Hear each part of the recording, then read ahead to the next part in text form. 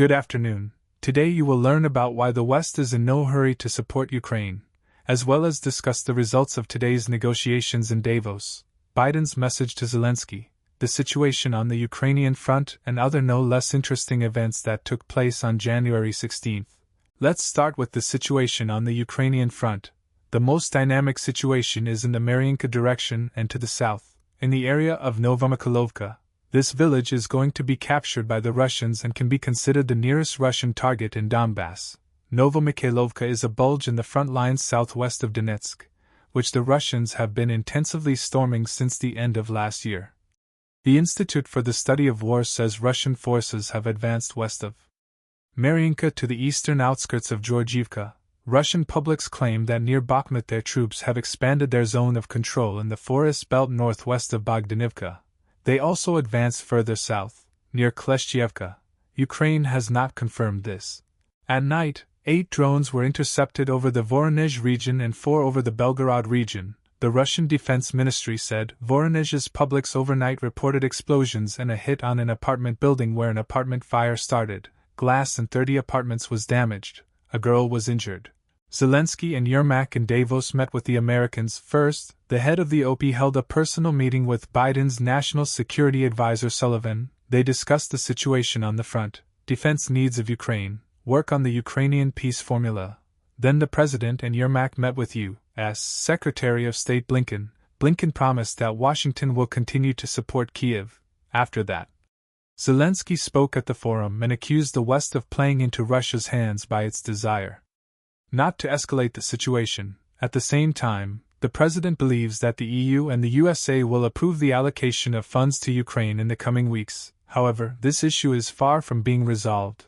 As for what Zelensky, Sullivan and Blinken talked about in Davos, Bloomberg columnist Andreas Kluth put forward his version of the purpose of the meeting. In his opinion, the White House wants Ukraine to change its strategy from offensive to defensive, and this is the message that Sullivan will deliver from Biden to Zelensky at the Davos Forum. Putin has turned Russian society into a war economy. The Kremlin will spend 8% of GDP on its army in 2024, exceeding social spending for the first time since the collapse of the Soviet Union. Russian factories produce ammunition and bombs, while its partners Iran and North Korea ship even more. Ukraine has fewer resources. The most shocking thing here is how much the West has already betrayed Kyiv. It is worth noting here that the Ukrainian army has already since November actually switched to defense along the entire front line and without any letters from Biden, simply on the basis of the objective situation and the balance of forces. And this is probably well known in Washington. Therefore, it is not quite clear what is the point of the message from the US President, if Sullivan actually passed it to Zelensky.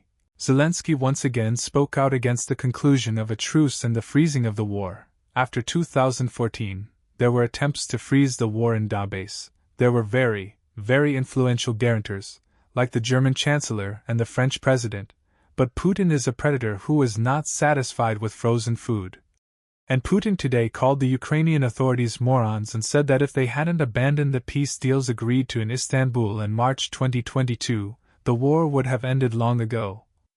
He also said that Zelensky's peace formula, which provides for the withdrawal of all Russian troops on the borders of 1991, are prohibitive requirements for negotiations. As a reminder, the Russian Federation says it is ready to negotiate the end of the war, but taking into account the realities on the ground, that is, with the preservation of control over the captured territories of Ukraine. In fact, the positions on negotiations on both sides have not changed and do not coincide dramatically. And this situation can only be changed by a sharp deterioration in the position of one of the warring parties on the battlefield or in its relations with its allies, which could prompt it to reconsider its attitude to the conditions for the start of negotiations. While Zelensky and Blinken exude confidence that aid will be provided, there are more pessimistic signals from other representatives of Ukraine. Foreign Minister Kuleba said that Ukraine will fight with shovels if the flow of Western aid dries up. Obviously, Kuleba used such a metaphor as a rhetorical device to show his Western partners the seriousness of the situation. But it is clear that there would be no need to resort to such techniques if the aid situation were less tense. Speaker of the U.S. House of Representatives Johnson will do everything he can to block the Senate bill to allocate money for the border in Ukraine. Republican conservatives also criticized the plan, and some even threatened Johnson with resignation if he tries to push it through. Recall that the Democrats also rejected the condition of Speaker Johnson on the allocation of aid to Ukraine. He called on the White House to agree to the completion of the wall on the border with Mexico, and sharply tighten migration policy. That is, at the moment there is no hint that there is any ground for compromise in the House of Representatives, and given that the main candidate from this party in the elections is obviously Trump, it will be extremely difficult for Trump supporter Mike Johnson to reach a deal with the White House. Trump himself, after winning Iowa again, promised to end the war in Ukraine very quickly. He said he gets along well with Putin and knows Zelensky well, signaling that he intends to arrange their talks. Iran said it had struck a spy base in Iraq's Erbil. Surface-to-surface ballistic missiles were launched. At the same time, Iraqi agencies say a U.S. airbase and the U.S. consulate in Erbil were hit. A security source said the base was attacked by missiles and drones. A second attack targeted the U.S. consulate in Erbil. A local source told the agency that the consulate was attacked by several drones. 6 explosions were heard and alarm sirens went off in the consulate building. Local agencies also claimed that the U.S. consulate in Erbil was almost completely destroyed after the strike by an Iranian ballistic missile, and published a video to that effect. Iran's Islamic Revolutionary Guard Corps has already claimed responsibility for the strike. The European Union has started checking arms deliveries by European countries to Ukraine since the beginning of the Russian invasion. It is being conducted by the European Diplomatic Service (EES). It intends to present its conclusions to the countries by February 1st. The audit will be based on materials submitted by the countries themselves. Some have already started to resist, not wanting to provide full data. This investigation began after complaints that some countries had not sent Ukraine as many weapons as they could have. In particular, German Chancellor Olaf Scholz recently spoke about this. Turkish and Chinese banks are tightening restrictions on Russia following new U.S. sanctions. As a result, there have been recent problems with money transfers from Russia to Turkey.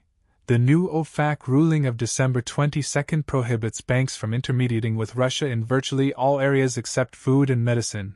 These could be interpreted as aiding the war effort because of the broad language. Banks are awaiting further clarification. Some Turkish exporters have already faced rejections by banks for remittances from Russia for goods delivered. North Korean leader Kim Jong-un has called for a revision of the country's constitution to define South Korea as the No. 1 hostile country and enshrine a commitment to the full occupation of South Korean territory in the event of war. He called for enshrining in the constitution the need to strengthen educational programs so that North Koreans firmly regard the Republic of Korea as hostile country number 1 and an unchanging main enemy. Kim also ordered to take steps to dismantle vestiges of the past, which can be seen as symbols of inter-Korean reconciliation. Recall, the DPRK leader recently said that war on the Korean peninsula could break out at any time, and unification between the northern and southern parts of the country is no longer possible. Thanks to all who watched this video. If you want to stay up to date and get the latest news, subscribe to our channel and click on the bell not to miss new releases.